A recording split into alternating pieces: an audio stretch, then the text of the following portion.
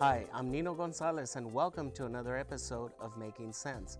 Well, today I brought in a special guest. He was one of my first guests when I started the show, and he was a past student of mine, John Summerford. And thank you very much for coming back. And hey, let's get an update on you. It's been quite a while. Tell me what you've been up to and the goals that you have achieved.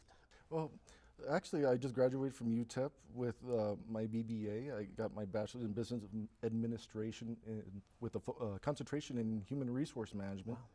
I was actually the External Vice President of the National Society of Leadership and Success, which is one of the top honor societies at UTEP right now. Under my leadership, we were actually able to lead the society to achieve the Orange and Blue Society of the Year and Honor Society of the Year. And on top of that, we were able to achieve Gold Standard, which puts you in the upper epsilon of what the societies are on campus. Oh, and is this a national organization? Yes, sir. Okay. It's actually it's out of New Jersey. Okay. And so it's around every campus or almost every campus? Almost every campus. In the it's U.S. Still spreading. And so did you compete with other chapters as well? During certain competitions, like Greek Week, stuff like that. Right. It just depends what we were involved in at the time. But our main focus was really helping our members achieve certain goals as far as becoming inducted members, because once they would join, they were just general members until they did so many community service hours Right. and stuff like that. Oh, great. Well, it's great to have you back. You were my student, I think, about how many years ago was that? About I would say about 4 years, maybe? Yeah, roughly about 4 3 years. or 4 years ago, and you were one of my guests that helped me through several shows. Usually almost like a co-anchoring deal, and I'm glad to have you back and look at the success that you've done transitioning from El Paso Community College to now finalizing your education, getting your bachelor's in business administration at UTEP. And are you planning on continuing on?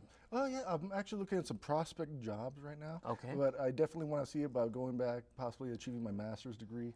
Because I feel that I need to keep the ball rolling on my success. Right. Like, because gotta set that example for my son, and I'm never comfortable with just stopping somewhere. And tell me a little bit about your success and all of this. I heard that a local TV station did a story on you upon your graduation, correct? Yeah. Tell us a little bit about that. Yeah, I had actually submitted a story for commencement.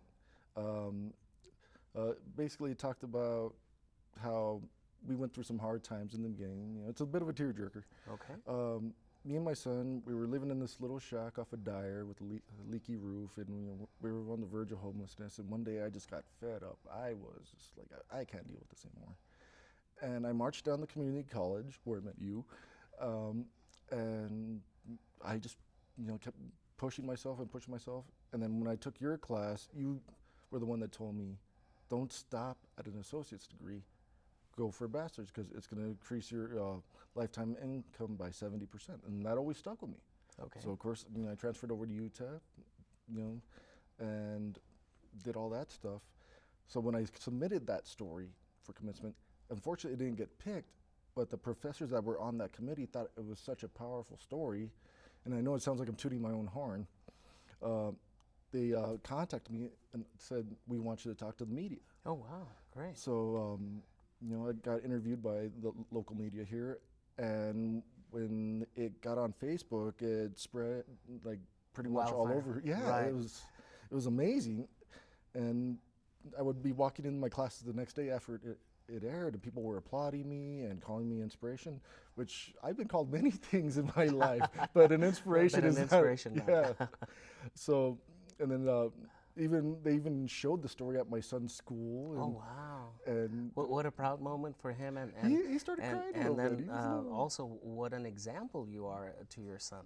Yeah, I mean, that's what I've always believed that a real father should be. And the media that covered it was what News Channel 9, and I think it's still up there on their Facebook page on ElPasoProud.com. Yeah, it's actually titled "Father Defies Odds Becomes a College Graduate." Wow, so if any of you are interested in that and learning a little bit more about my guest, about John, and the struggles that he went through to get a higher education, I would highly recommend that. And John, you know, I commend you for everything that you've done, and for always staying in touch with me as well. You know, it's great to follow student successes as they progress here from the college to higher education. And you know, I want to wish you all the best, and I'm sure much more success will come your way.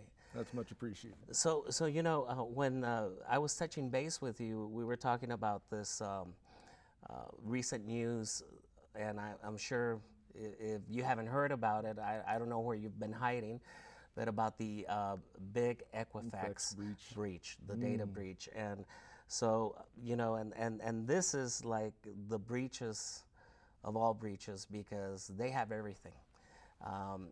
You know, we can talk about other breaches, but they only got little bits of your information about you, and stuff that you could possibly correct, such as changing your password, or maybe getting a different account number or whatever. But in this one, Yeah, this is phenomenal. right? It actually affected over 143 million Americans. Yeah, So, they're talking about so many people that have been affected, and they might not even be sure that that might be it. It could, you know, they're projecting that it's over half, or a little bit more than half, of the U.S. population.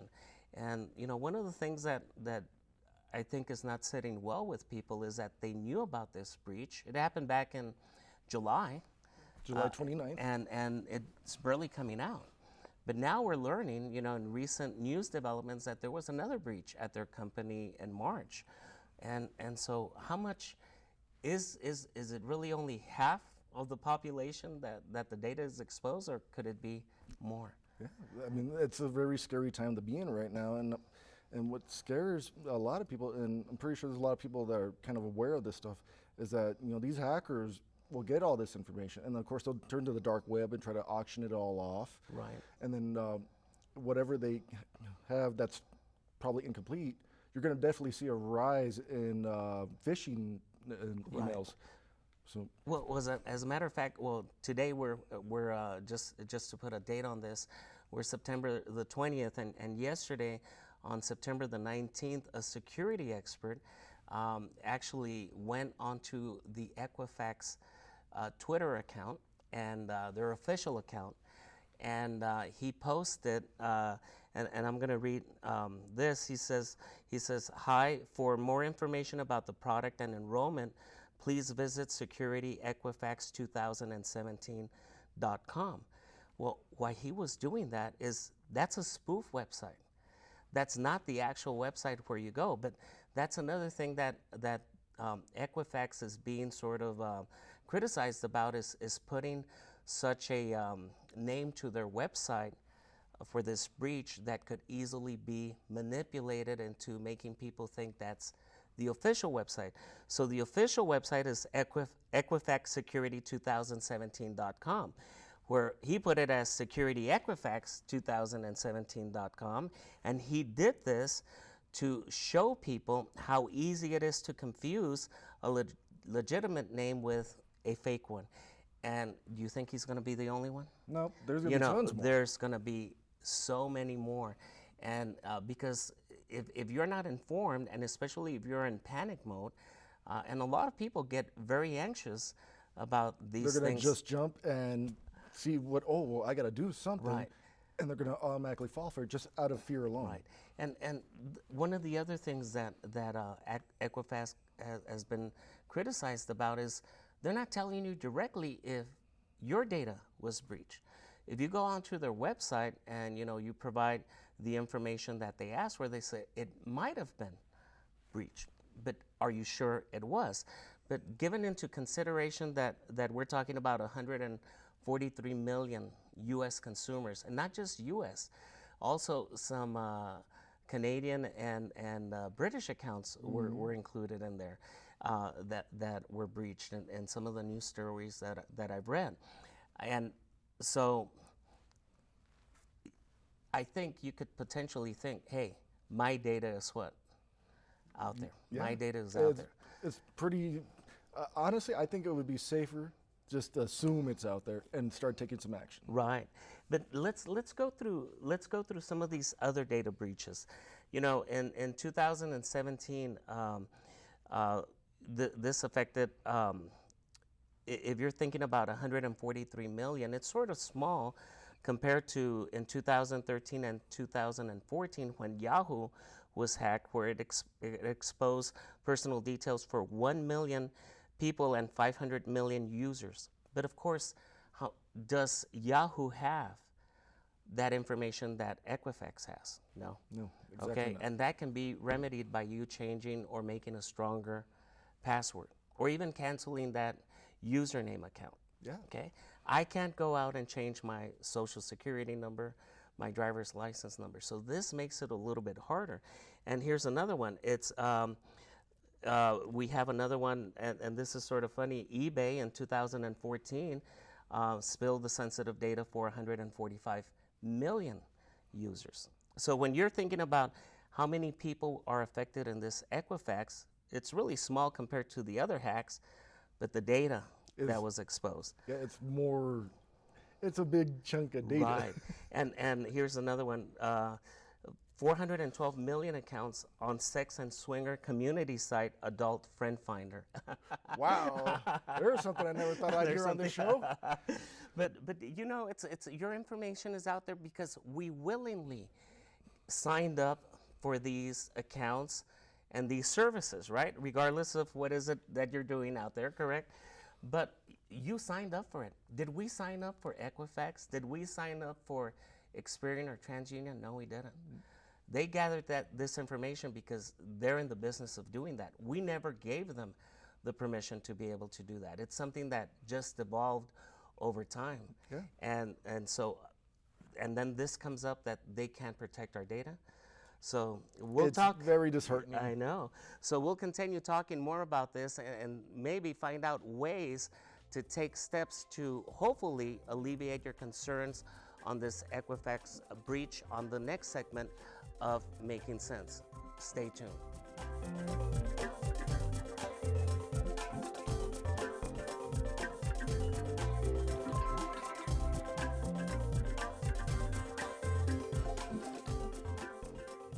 Welcome back to the second half of Making Sense, and I'm here with John discussing the Equifax data breach and about other data breaches that have happened. But one of the things that makes this, I think, the nuclear bomb, Yeah. is they have everything. And that's they actually how- have your full name, your address, date of birth, social security number, even places where you've worked and things like that.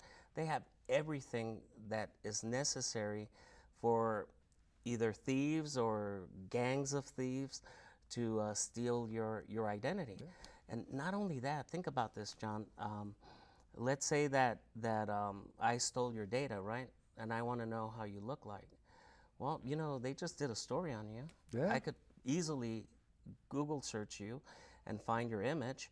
Or even if you have a Facebook page, how many people put their images on Facebook? Yeah, I mean, it's easy to track somebody down nowadays. It's you know, and that's what happens. And one of the things that happened, there was another site, you know, that ashleymadison.com, Yep. and that was the infidelity website, where it created a lot of panic because there was a lot of government officials on there, and, Oh, yeah, a lot and some of of them, senators. you know, might have lost their jobs. Some of them even A couple of divorces. a couple divorce.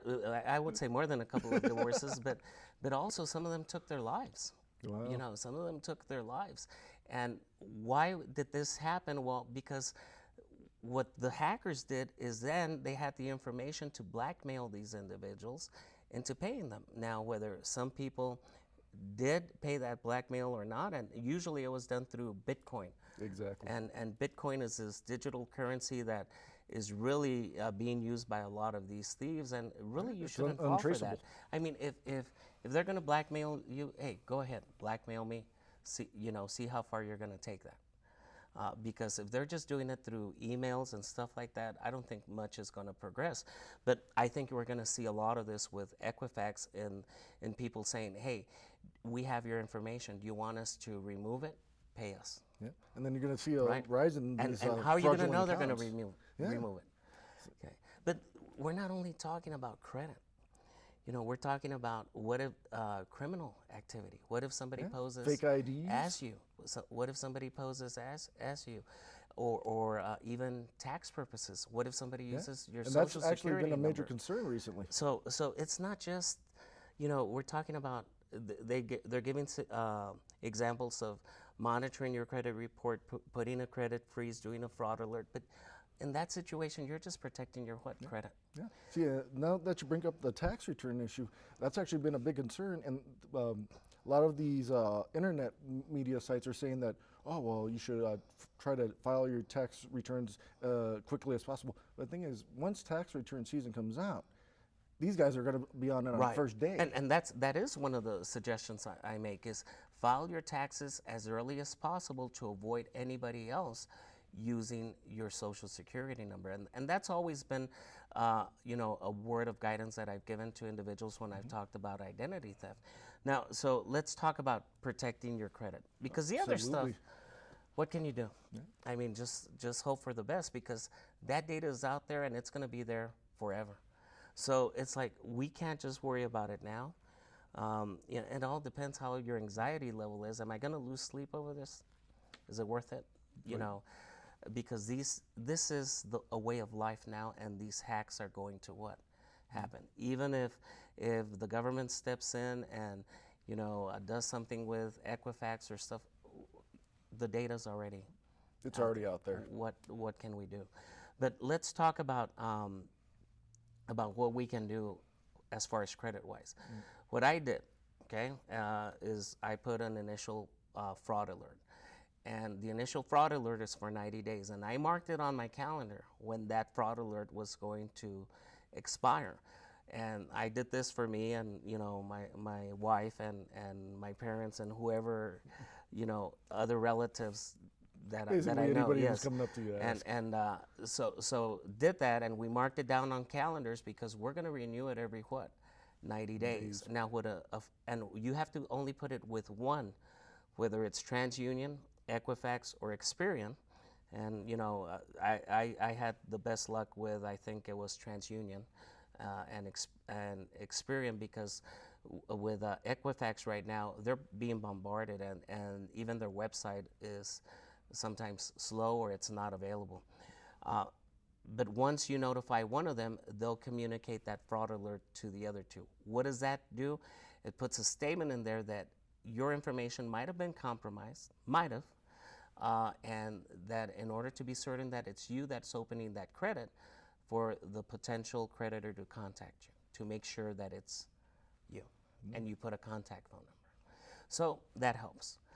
I think you were talking about another one, the credit freeze? The credit freeze, Okay. yes. Like basically putting down a freeze on all your credit where you can't open up any new accounts, period. Right. So Equifax actually was charging for this. I think they waived the Wow. fee. Yeah, your data was compromised, and they're going to charge you because legally, but each state has different fees that they can charge you. So I think in Texas it's about $19-20 per freeze. So that would be you would have to put it on 3. Okay, I'm not sure if it's 19 or 20 or about 10 to $12 around there, but you're gonna have to pay, and you have to go through several steps to put a freeze. So basically, with a freeze is nobody, not even you, can open up any accounts.